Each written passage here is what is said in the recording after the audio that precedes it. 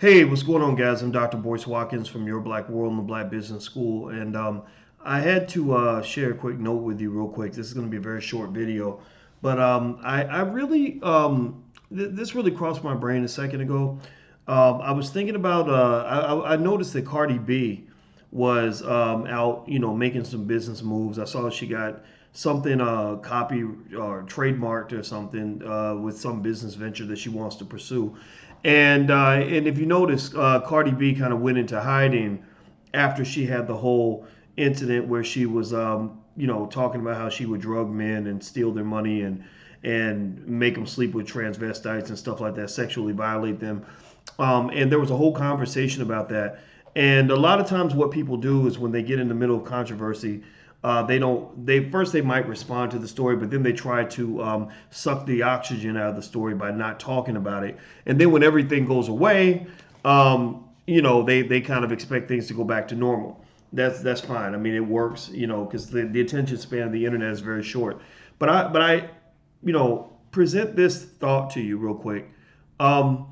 Isn't it fascinating that in the time that Cardi B was out and Cardi B wasn't, in the public eye, it was during that time that Facebook kicked Louis Farrakhan off the platform because he was too dangerous. Right now, last time I checked, I haven't heard anything about Farrakhan, who's in his 80s, hurting anybody or even telling anybody to hurt anybody. He's never done that. But yet he was considered to be dangerous or a promoter of violence. But here you had Cardi B, who actually confessed on social media, on Instagram, that she would drug men to violate them, drug men to do horrible things to them while they were under the influence.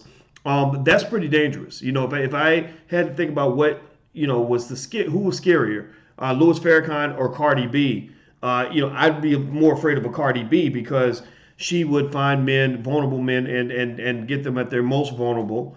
Make them think they're going to have sex, and then she would drug them and steal their money and do all these other things to them. Now, men don't get their vaginas stolen because we don't have vaginas, or if a woman does something where she touches a man up or feels him up, it's not seen the same as if you do that with a woman, right? Because Bill Cosby's in prison right now for touching a woman's breast.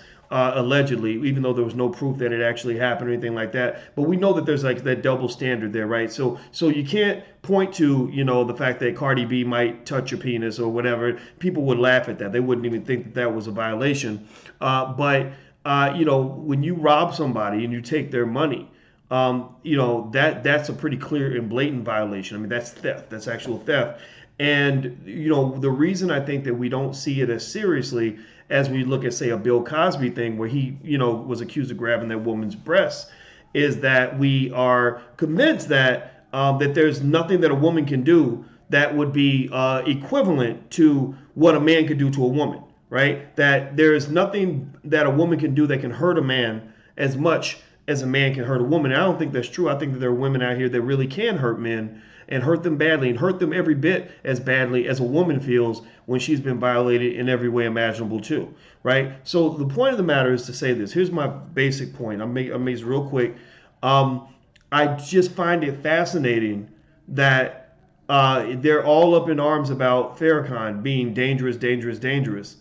But not once, not one single time did you hear anybody at Facebook say, Cardi B is a rapist, or Cardi B is a person that drugs and robs men. When I say rapist, I mean, has them violated, makes them sleep with a transvestite. The transvestite does stuff to, the man, does stuff to the man's body, in whatever way that he wants to.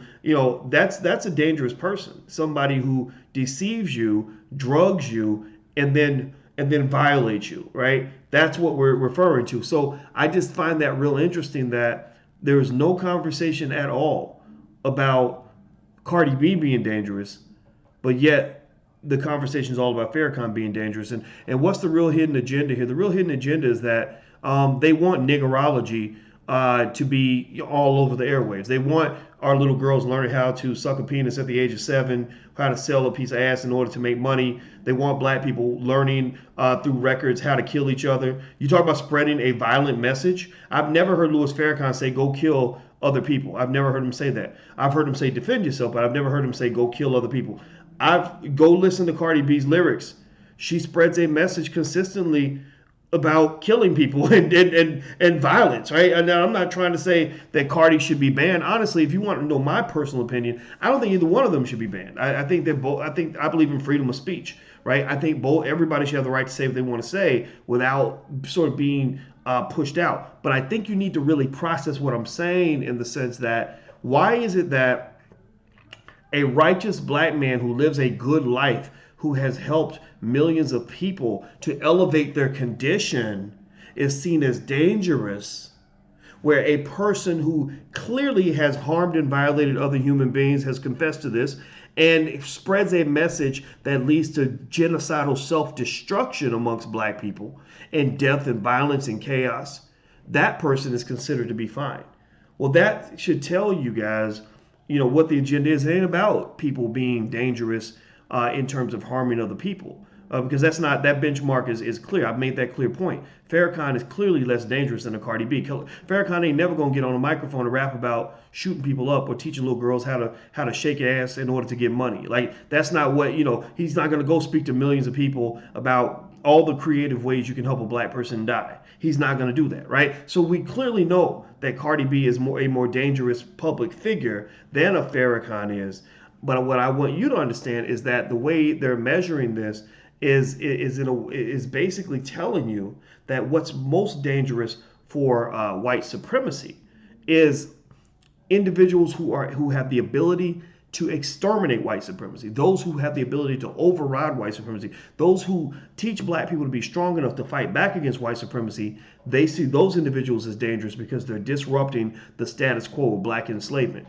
Cardi B is not disrupting the status quo of black enslavement. She is fulfilling the status quo of black enslavement. She is maintaining the status quo of black enslavement. She is perpetuating black ignorance throughout the black community. She is spreading them. She gets on Instagram. I'm not dissing her in that way. It sounds like I'm dissing her, but honestly, I'm just giving you all the truth. Go watch her Instagram. She's like, all you motherfuckers and all you niggas out here, I go rape niggas. I go kick their money.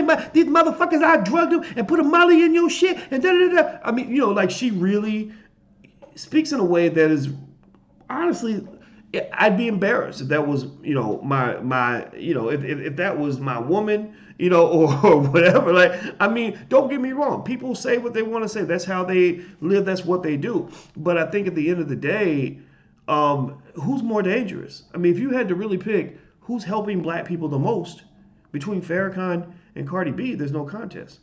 If you were to say who has the greatest potential of going out and harming another human being, especially if times got tough and money was tight, there's no comparison between Farrakhan and Cardi B. So why is it that one is considered to be dangerous and the other one's considered to be perfectly safe?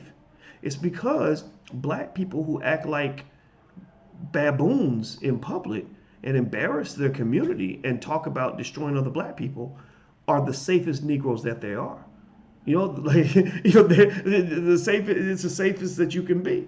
So anyway, maybe I didn't get my point out completely. I'd love to hear what you guys have to think about this. But I will just say that just crossed my brain. And I said, why was Farrakhan banned from Facebook, but Cardi B was not? Why do they consider righteous, strong, intelligent, empowering black men to be dangerous, but ignorant ass ghetto thoughts like Cardi, and Cardi is a self-proclaimed thought, and it's not even an insult when I call her a thought, because she'll tell you she's a thought. Go listen to her music. Seriously, I'm not even saying I want Cardi B off the air. That's not what I'm saying. What I'm saying is that it's insane to me. It should be a clear reflection to you of how they view you. When you have a world where educated and empowered black people are considered dangerous, but self-destructive, genocidal black people are considered to be safe and wonderful. In fact, I'm sure they're going to be playing some Cardi B at the next Facebook Christmas party, because they look at you as a bunch of damn clowns. And they want you to stay that way, and that's what keeps you safe. That's what makes you the safe Negro. Anyway, I'm going to get out of here. Join us at blagenough.com. Blagenough is our social media platform if you want to get away from Facebook. A lot of you have been getting kicked off for all different kinds of reasons. So you can come to blagenough.com and you will never get kicked off for anything. Make sure you hit the thumbs up button, subscribe button, share button, all the good stuff. I'm out of here, guys. I'll see you soon. Be good. Peace.